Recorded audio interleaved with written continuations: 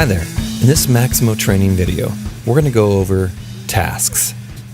Now let's start off and ask ourselves the question, why would you need to use tasks in Maximo?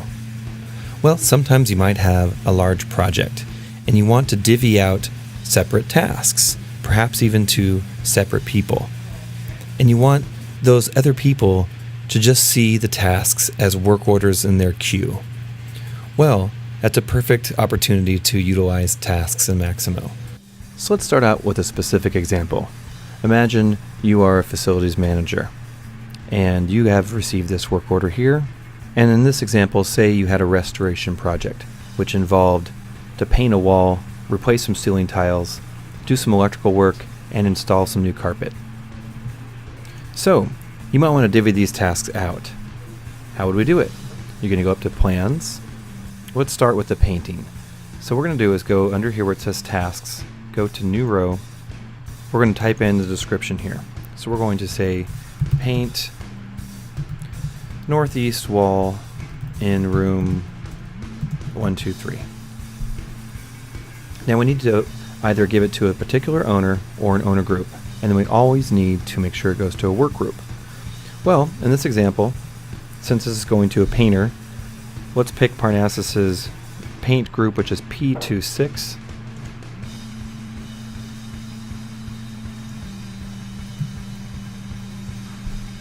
We're going to select that, and we're also going to put P26 here for the work group.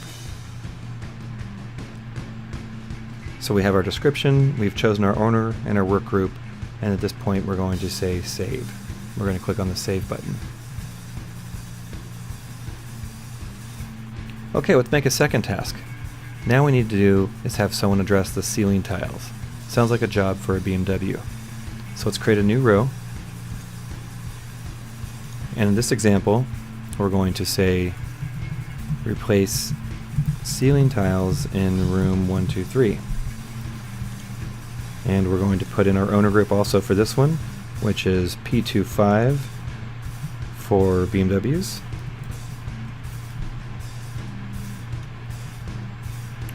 Also going to put P25 as the work group.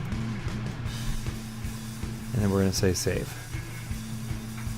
Okay, we also need to do some electrical here, so we're going to add another task, another new row.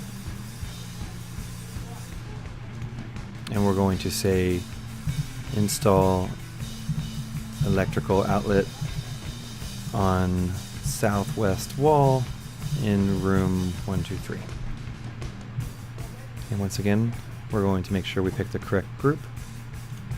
I know in advance that this is P23 for electricians. And we're going to say Save. And typically, for doing carpet, you have outside contractors for this, but let's just say that we're going to have the carpenters do this. So we're going to create one last task. This one's 40. Notice these are in increments of 10. If we needed to put a step in between any of these, we can always do is put a number such as 11 or 12, 13, and it would fall in between the two. That's why it's in increments of 10. So this last step, we're going to say install carpet tiles in room 123. And we're going to use carpenters as this example, which is P22. And then we're going to say Save. Okay, great. We've done this. We've added tasks. Go to the work order, go back to Plans, and we can see that there are 4 tasks associated with this. Why don't we do is look at EasyMax from the perspective of any one of these groups to see how it shows up on their end.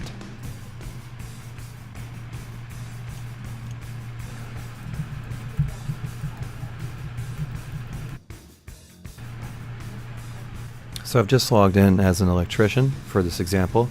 And I'm going to look at work orders to be assigned. And we can see here, install electrical outlet on southwest wall in room 123. Now notice, this is for Michael Martin, not for Brian Garza. So from his end, he sees this as a work order. But from my end, as the parent of this, these are all individual tasks. So it's pretty handy because the person who receives it, they just see it as a regular work order.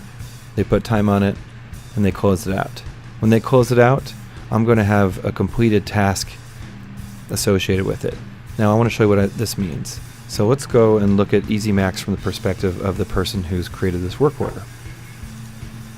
So let's look up a particular work order. Opening this up in Easy Max, we could see that there are 4 tasks associated with this. Click on those, notice that they're all open. Whenever the individuals complete their tasks or their work orders from their perspective, we'll see a checkbox appear here.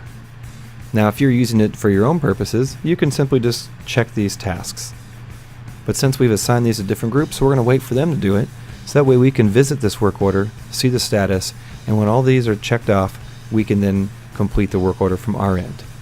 Now it's very important to note, we don't want to ever complete this work order as the parent work order until each one of these tasks has been completed. Okay, I hope this video tutorial has been helpful. Good luck making tasks.